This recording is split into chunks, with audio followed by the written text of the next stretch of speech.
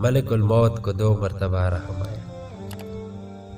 مشہور قصہ ہے کہ ایک مرتبہ اللہ تعالیٰ نے ملک الموت سے پوچھا کہ تم نے بے شمار روحیں نکالی ہیں، دن و رات کا یہی مشغلہ ہے، یہ بتاؤ کہ کبھی کسی کی روح نکالتے ہوئے رحم بھی آیا ہے؟ فرشتے نے عرض کیا، اے میرے رب، کہ صرف 2 مرتبہ اور 2 آدمیوں پر رحم آیا ہے۔ اللہ تعالیٰ نے فرمایا، کون ہے وہ جس پر تم کو بھی رحم آ گیا؟ فرشتے نے کہا، ایک مرتبہ ایک سمندری جہاز جس میں عورتیں، بچے سب سوار تھے، سمندر میں سفر کر رہا تھا۔ طوفان آ گیا اور جہاز ڈوب گیا، لوگ غرق ہو گئے اور کچھ لوگ تختوں پر تیرتے ہوئے اپنی جان بچانے میں کامیاب ہوئے۔ انہی جہاز والوں میں ایک حاملہ عورت تھی، کشتی کا ایک بڑا تختہ اس کے ہاتھ آ گیا تھا۔ اندھیرے اور طوفانی رات اور سمندر کے بیچوں بیچ وہ عورت تختے سے چمٹی رہی۔ اس حالات میں اس کے بچے کو جنم دیا اور بچے کو اپنے سینے سے لپیٹ لیا۔ بچے کے کھانے پینے کا سامان نہیں تھا اور نہ حفاظت کا کوئی بندوبست تھا۔ اس حالات میں اپنے بزرگ و باطر ذات آپ کا حکم آیا کہ اس عورت کی روح قبض کر لی جائے۔ اے اللہ، میں نے روح تو قبض کر لی، لیکن آج تک رحم آتا ہے اور یہی سوچتا ہوں نہ جانے اس بچے کا کیا ہو۔ اللہ جل شانہ نے پوچھا، تجھے دوسری مرتبہ کس پر رحم آیا؟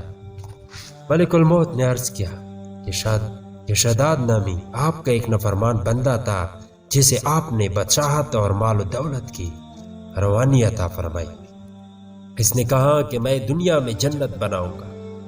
پھر اس نے جنت بنانا شروع کی اور ارب و کرب و دینار خرچ کرتا رہا، اور اس نے طے کر لیا کہ جنت پوری تیار ہو جانے کے بعد ہی اس میں داخل ہوگا۔ برسوں انتظار کے بعد جب جنت میں داخلے کا وقت آیا، ابھی اس کا ایک قدم اس کی جنت کے اندر اور دوسرا باہر تھا کہ آپ کا حکم ہوا کہ اس کی روح کو قبض کر۔ میں نے روح کو تو قبض کر لیا، مگر آج تک رحم آتا ہے۔ اے رب، کہ اتنے برسوں کی محنت اور مال خرچ کر کے بھی اسے اپنی جنت دیکھنی نصیب نہ ہوئی۔ تو اس کے جواب میں اللہ تعالیٰ نے فرمایا، اے ملک الموت، تجھے ایک ہی آدمی پر 2 مرتبہ رحم آیا ہے۔ تجھے معلوم نہیں کہ یہ شداد وہی بچہ تھا جس کی ماں کی روح تو نے اندھیری اور طوفانی رات میں قبض کی تھی۔ ہم نے اپنی رحمت واسع اور شان ربوبیت سے اس بچے کو بچا لیا اور پال و پوس کر پروان چڑھایا، اسے ذہانت اور فطانت دی، صحت، طاقت اور عزت عطا کی، یہاں تک کہ بادشاہ بنا دیا۔ اور جب بادشاہ بنا تو ہمارے مقابلے میں جنت کی تعمیر شروع کر دی۔